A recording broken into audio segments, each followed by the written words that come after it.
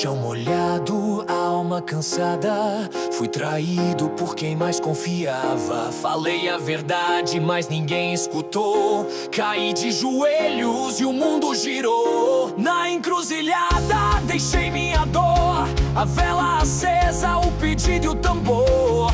Pai Xangô, eu não tenho mais voz, mas se a justiça vive, fale por nós. O vento mudou, o céu respondeu, e o trovão avisou, ele desceu.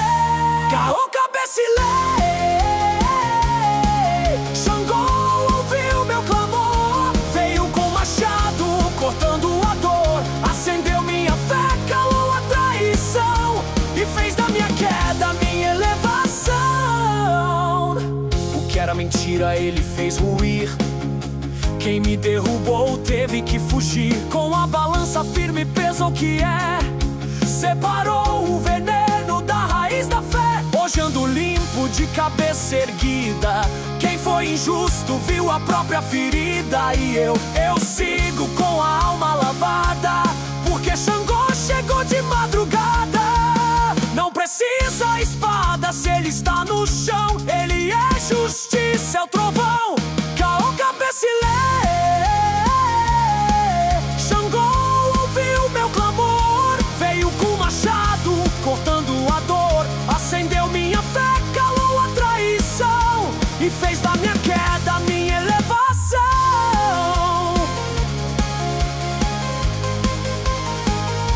E fez da minha queda minha elevação.